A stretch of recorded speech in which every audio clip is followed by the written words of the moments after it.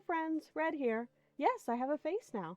So I have a new guide that I would like to show you. I'm very excited about it. I've been working on it for months now, but I won't talk. Let's just get into it. Okay, here we go.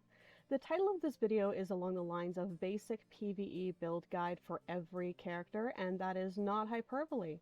I won't get into the details, but essentially this tool will generate a build for every character in the game based on their skills and attack type. Yes, that even includes frenzy reward units. If there is a 6-star version, this guide will give you a build for them. Now, it's important to note that this guide is not meant for PvP or for Guild Quest. Those require specific builds which vary based on a huge amount of factors, and it's not something that can be easily generated automatically, if at all. This build guide is for things like solo play, co-op, epic raids, and the Limit Breaker quest. Okay, with that clear, let's get into it. Using it is very simple. You just need to go to File up here, and then make a copy, and then just click the Make a Copy there. I'm going to hit Cancel though, because I don't want to make a copy. Okay, now on to the good stuff.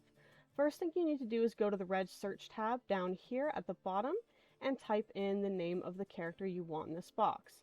It's not case sensitive, and even just a part of the name will work. For instance, Ichi. That will bring up Ichigo, but also any other character with that as part of their name. First name or last name, it doesn't matter. It will just bring up anything that matches those parameters. Okay, for characters with multiple names, such as Retsu, just typing in Retsu will bring up only her present day versions. If you want all of her versions, you'll have to use Unohana. And then you'll get even the new 1000-Year Blood War one. Now, because it's me we're talking about, I'm going to use Keisuke as our main example here. Like so. From here, you can scroll down to see all of his versions. Now, pick the one you want from the drop-down menu up here in the middle. We're going to go with Spirits Are Forever With You, Keisuke, because he is by far my favorite in the game. After you select him, you just go down here to the PvE Build Guide tab, right by Search, and there you go, it's generated a build for him. The guide will show you everything you see here, suggested accessories, which stat boost roll you should have on the accessories, suggested link types, bonus skills, any immunities, and any notable skills. It will show you the suggested order that you should level their stats as you get more dupes for them, and what their bonus stats should ideally be. For the record, with the accessory recommendations, the guide assumes you're looking at a 1 out of 5 unit. As merges get higher, accessory priority changes. However, for PvE content, it doesn't really matter too much considering how busted new units are, so using badge over bait at 3 to 5 on a SAD unit is technically a lesser choice, but in practice it won't affect damage output enough to make a significant difference, and by the time you get that far you probably already know what you're doing. So it will also show you the soul trait, the attack wheel, affiliation and killer, and attribute, as well as their availability on banners, and any drop bonuses, and whether they're resurrected or not. Really, I just tried to show everything relevant. Now, one thing to note about Keisuke is he has 2 ailments on his attacks, Paralysis and Lacerate. So under suggested bonus skills, only damage to Lacerate is suggested. This is because damage to Lacerate always gives a bigger bonus than damage to Paralyzed. Delacerate gives 40% boost, and Depara only gives 20%. Because characters with dual ailments will always inflict both at the same time if they proc, you should go with the bonus skill that gives the biggest damage boost. So the guide will always recommend the ailment damage boost with the highest value.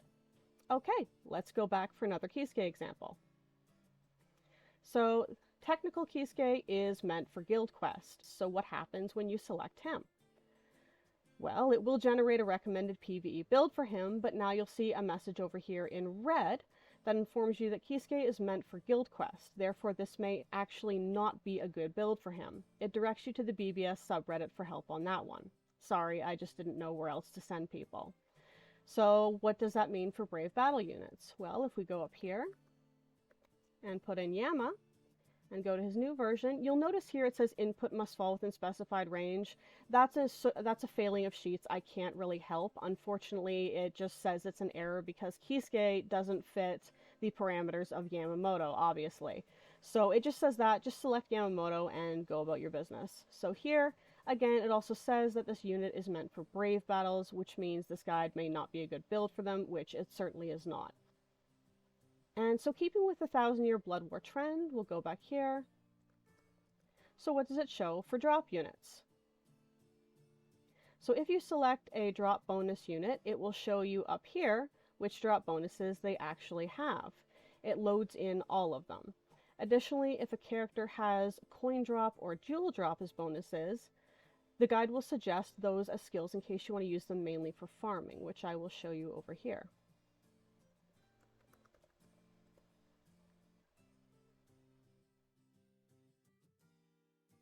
So see, she has 70% coin drop, and here it suggests increased coin drop as a skill for her.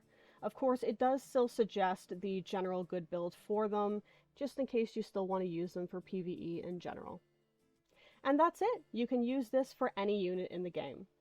When new units are released, when new skills come out, new soul traits, new resurrections, the whole shebang, the guide will update with that information within 72 hours of it being released. You do not have to make a new copy.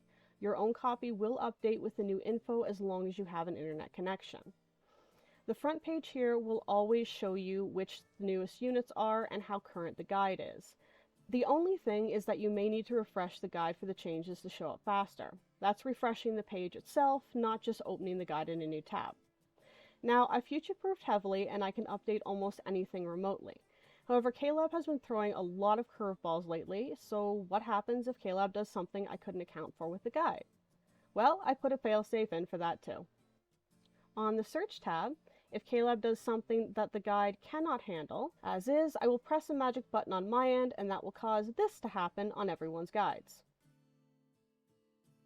If you see that, and I hope I made it bright enough that you can't miss it, it means that I have altered the original guide to accommodate for whatever crazy shit 𝗧𝗏 threw out, and all you need to do is follow that link and make a new copy. There, all fixed, that's all you have to do.